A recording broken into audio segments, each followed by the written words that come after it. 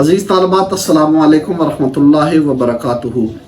پچھلے جو درس ہے اس میں نے آپ کو بتایا کہ نبی کریم صلی اللہ علیہ وسلم کو دودھ جو ہے ایک تو کچھ مدت کے لیے آپ کی والدہ ماجدہ نے پلایا اور کچھ مدت میں حضرت سویبہ نے پلایا۔ عرب کے ہاں یہ دستور تھا کہ عرب کے لوگ اپنے بچوں کو دیہاتوں کے اندر دودھ پلایا کرتے تھے، اور اس کی بنیادی وجہ یہ تھی کہ مکہ معظمہ جو شہر تھا، اس شہر کے اندر پوری دنیا سے لوگ آتے تھے کعبہ کا طواف کرنے کے لیے، حج کرنے کے لیے۔ اس لیے شہروں کے اندر جو زبان ہوتی ہے وہ خالص نہیں رہتی ہے، اس زبان کے اندر مختلف زبانوں کے الفاظ مکس ہو جاتے ہیں، اور دیہاتوں کے اندر جو زبان ہو وہ اوریجنل اور خالص اپنی حالت کے اندر ہوتی ہے۔ ایک دوسرا، شہروں کے لوگ اتنے مضبوط جسم والے نہیں ہوتے جس طرح دیہاتوں کے لوگ مضبوط جسم والے ہوتے ہیں۔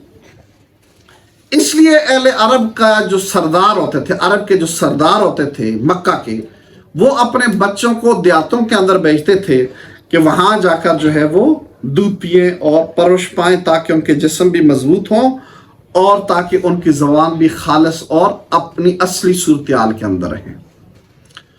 اور چونکہ دیہاتوں کے اندر لوگ غریب ہوتے تھے تو یہ لوگ جب دودھ پلاتے تھے تو اس کی اجرت بھی دیتے تھے نا، ان کے بچوں کو اگر کوئی 2 سال رکھتا ہے اور دودھ پلاتا ہے تو پھر اس پر انعام دیتے تھے، اجر دیتے تھے، پیسے دیتے تھے، تو ان کی مالی حالت بھی مضبوط ہو جاتی تھی۔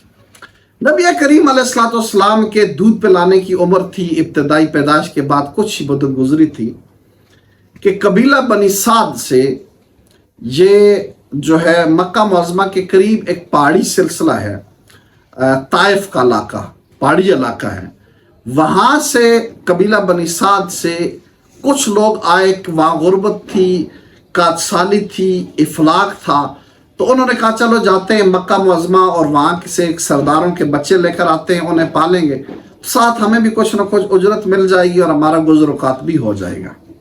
چنانچہ وہاں سے ایک قافلہ روانہ ہوا۔ اس قافلے میں حضرت حلیمہ سعدیہ اور ان کے خاوند بھی موجود تھے۔ حضرت حلیمہ سعدیہ فرماتی ہیں کہ ہمارے پاس ایک سفید گدی تھی اور ایک اونٹنی تھی، اور غربت کی وجہ سے وہ گدی بھی چل نہیں سکتی تھی اور اونٹنی بھی چل نہیں سکتی تھی، اور اونٹنی کے اندر دودھ، ان لوگوں کا گزر وقات دودھ پہ ہی ہوتا تھا، تو بھوک کی وجہ سے اونٹنی کے اندر دودھ بھی بہت کم ہوتا تھا، تھوڑا سا دودھ ہوتا، بس ہم بمشکل گزارا کرتے تھے۔ اب جب آپ کہتی ہیں کہ ہم آتے رہے تھے راستے میں تو اوروں کی جانور پھر بھی کچھ نہ کچھ چلنے کے قابل تھے، چل رہے تھے، تو میرے جانور بہت الاغر تھے اور میں جو ہے بہت پیچھے رہ جاتی تھی، وہ میرا انتظار کرتے راستے میں، پھر میں پہنچتی، پھر چلتے، پھر انتظار کرتے، بڑی مشکل سے ہم پہنچے۔ تو جب مکہ معظمہ میں پہنچے تو میں پیچھے تھی، وہ لوگ پہلے مکہ معظمہ میں آ گئے، جلدی آ گئے، تم پہلے مکہ میں پہنچ گئے۔ اب معلومات کیا تو انہوں نے جہاں جہاں سے انہیں بچے ملے اور عورتوں نے بچے لے لیے۔ حضرت حلیمہ سعدیہ جب مکہ معظمہ پہنچی تو بچے ساری عورتوں نے لے لیے تھے، تو حضور نبی کریم علیہ السلام کو لوگوں نے نہیں لیا۔ اس کی بنیادی وجہ یہ تھی کہ انہوں نے کہا یہ یتیم ہے، اس کا باپ بھی نہیں ہے، تو یہ ہمیں کیا دے گا؟ بات تو یہ ہے نا کہ وہ پیسے ہی کے لیے تو بچوں انہوں نے پال لیتے، تو یتیم جس کا اپنا باپ نہیں ہے وہ ہمیں کیا دیں گے؟ اس مقصد کے لیے انہوں نے حضور علیہ السلام کو نہیں لیا۔ حضرت حلیمہ سعدیہ فرماتی ہیں جب میں پہنچی تو باقی ساری عورتیں بچے لے گئی تھی، میں پریشان ہو گئی، مجھے تو بچہ نہیں مل رہا، تو اتنے میں پریشانی کے عالم میں کھڑی تھی، تو حضرت عبد المطلب وہاں تشریف لائے اور فرمایا تم کیوں پریشان ہو، کس لیے کھڑی ہو؟ تو انہوں نے بتایا اس لیے میں قبیلہ بنی سعد سے آئی ہوں اور بچے لینے کے لیے آئی ہوں، تو بچے جو تھے وہ عورتوں نے لے لیے ہیں، میرے لیے کوئی بچہ نہیں ہے، اس لیے پریشان۔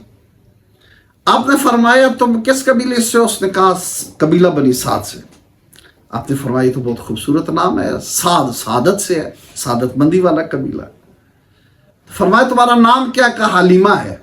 فرمایا سبحان اللہ، نام بھی بہت پیارا ہے، حلیمہ سے مراد کیا ہے؟ حلم اور بردباری والی، یہ بھی بہت برکت والا نام ہے۔ پھر آپ نے فرمایا بچہ تو ایک ہے لیکن یتیم ہے، اگر تم کہتی ہو تو میں تمہیں دے دیتا ہوں۔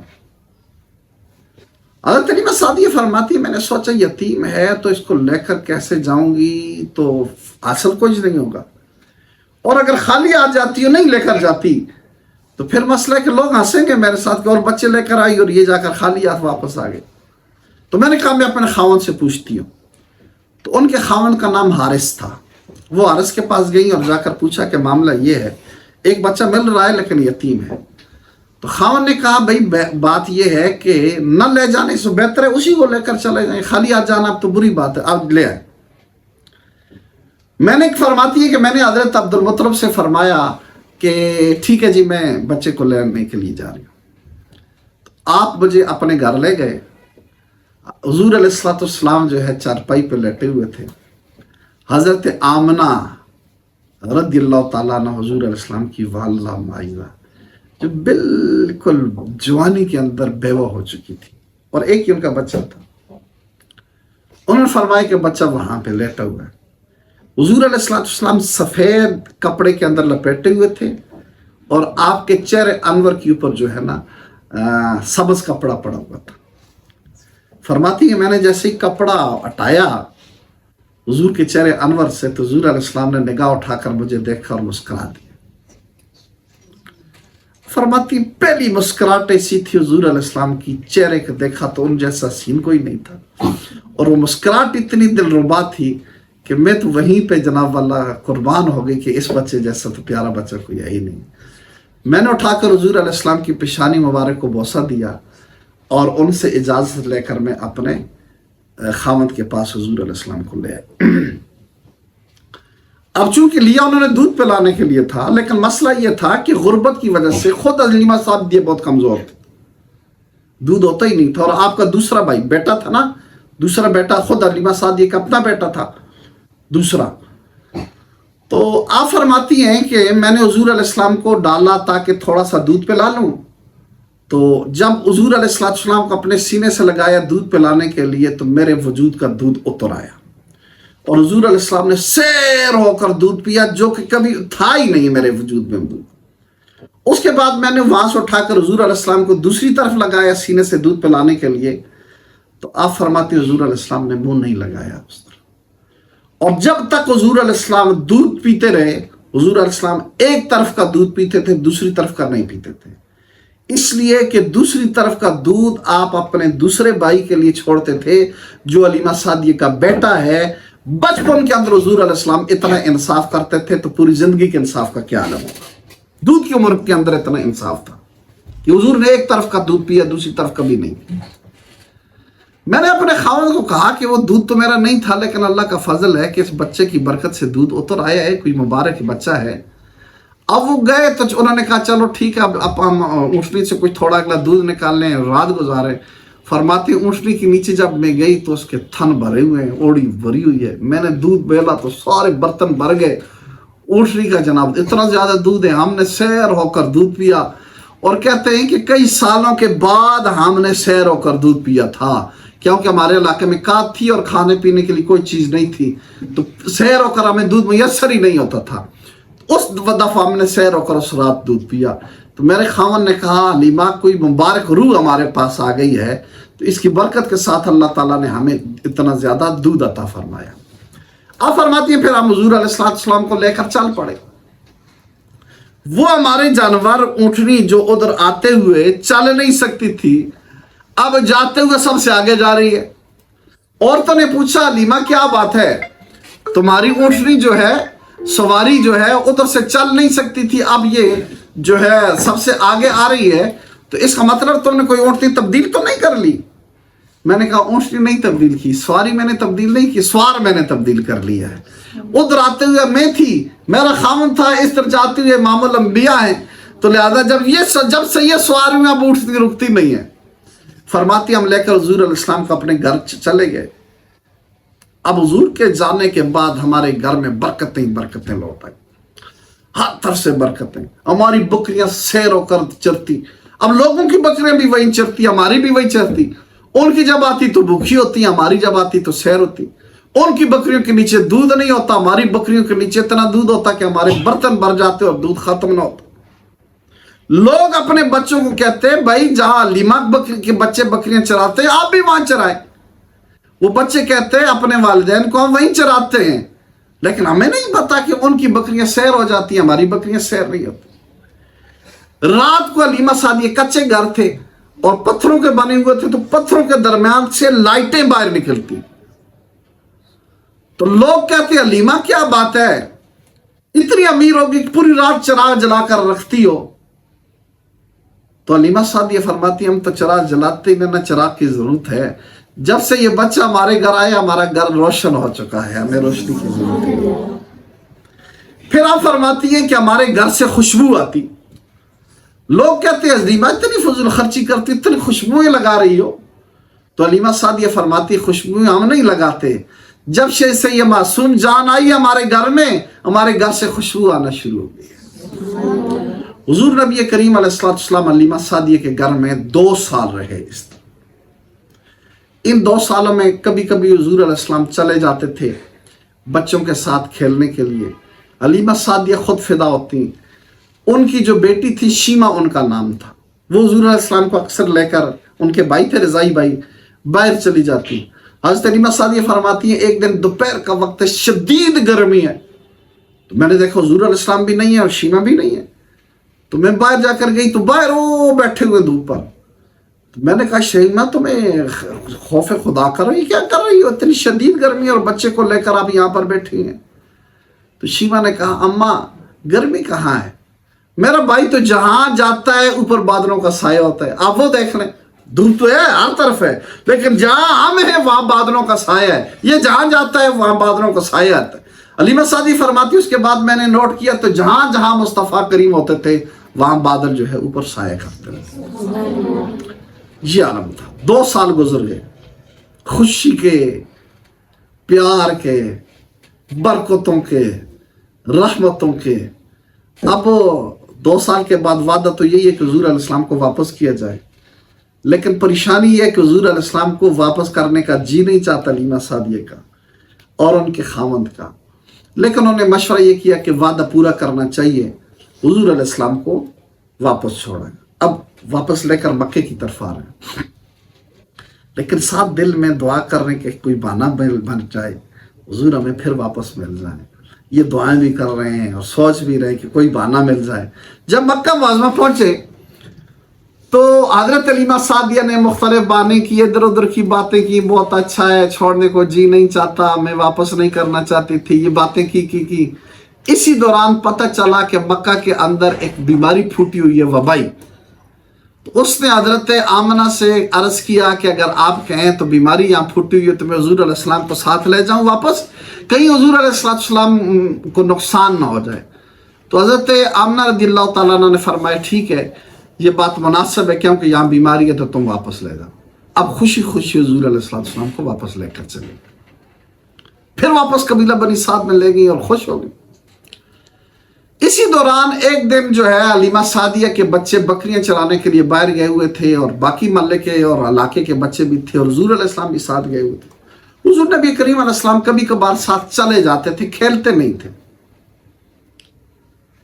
تھے. آپ کے بھائی بھی کھیلتے تو آپ دیکھتے رہتے تھے، خود نہیں کھیلتے تھے. تو اچانک بچوں کے ساتھ تھے کہ 3 آدمی وادی میں نمودار ہوئے. ان میں سے ایک نے نبی کریم علیہ السلام کو پکڑا اور پکڑنے کے بعد پہاڑ کی چوٹی پر لے گئے. اور یہ بچے گھبرا گئے کہ اجنبی لوگ ہیں اور حضور علیہ السلام کو پکڑ کر لے گئے.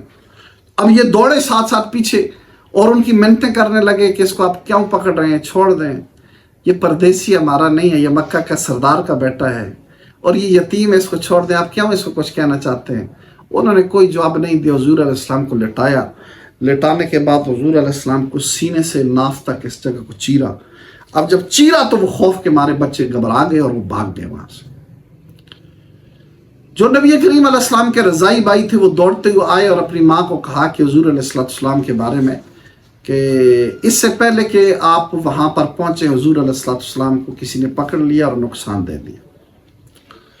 اور وہ واقعہ بیان کیا اور کہا کہ تمہارے پہنچنے سے پہلے حضور علیہ السلام نعوذ باللہ ختم ہو جائیں گے، لیکن آپ بہرحال کوشش کریں بچانے کی. تو حضرت حلیمہ سعدیہ دوڑتی آ رہی ہیں، آگے وہ دوڑ رہی ہیں، پیچھے کے خاوند دوڑ رہے ہیں، پیچھے پورے محلے کے علاقے کے لوگ دوڑ رہے ہیں.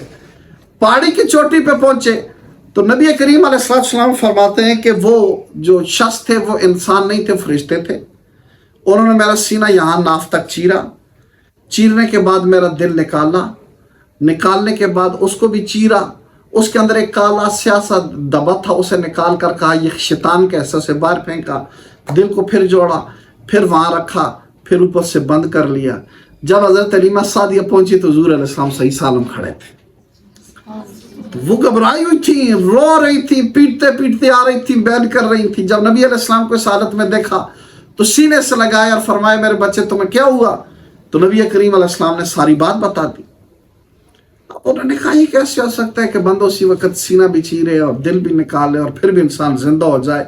یہ ہو نہیں سکتا، یہ ہو نہ حضور علیہ السلام پر کسی جادو کا اثر ہو گیا، تو کوئی جنات وغیرہ کا اثر ہو گیا اور جنات نے حضور علیہ السلام پہ اثر کر لیا۔ چنانچہ انہوں نے ایسا کیا کہ نبی یہ سوچا کہ حضور علیہ السلام کو کسی کائن کے پاس لے جائیں تاکہ وہ جو ہے حضور نبی کریم علیہ السلام کا علاج کرے۔ چنانچہ وہاں پہ ایک کائن مشہور تھا، تو اس کائن کے پاس جو ہے حضور نبی کریم علیہ السلام کو وہ لے کر چلے گئے۔ تو اس کا بھی بڑا عجیب واقعہ ہے۔ اچھا،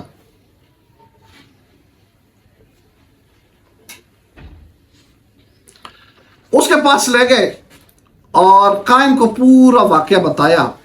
تو کائن نے کہا تم چھوڑو، میں بچے سے پوچھتا ہوں کہ کیا مسئلہ ہے اور اس پر کیا گزری ہے۔ تو نبی کریم علیہ السلام سے اس نے پوچھا تو نبی کریم علیہ السلام نے پوری بات بتا دی۔ جیسے ہی اس نے یہ بات سنی تو اچھل گیا اور حضور علیہ السلام کو اپنے سینے سے پکڑ کر اس طرح دبایا اور دبا کر کہنے لگے اے عرب والو، اے عرب والو، بڑی مصیبت آ گئی ہے، اس لڑکے کو بھی مار دو اور مجھ کو بھی مار دو۔ چیخ رہا اور سعدیہ کہہ رہا ہے۔ تو حضرت حلیمہ سعدیہ نے جلدی سے اسے کھینچا اور آپ نے فرمایا تو خود مار، اگر مرنا چاہتا ہے تو میرے بچے کے بارے میں ایسی باتیں کیوں کرتا ہے؟ اس نے کہا لوگوں سنو، یہ وہ شخص ہے کہ جو تمہارے معبودوں کو برا کہے گا، تمہارا دین بدل دے گا، یہ سب کچھ تمہارے دین کو ختم کر لے گا، لہذا اس کو بھی ختم کر دو۔ تو حلیمہ سعدیہ نے کہا جا تو مر، میرے بچے کو کچھ نہ کہے، یہ کہہ کر حضور علیہ السلام کو واپس گھر لائیں۔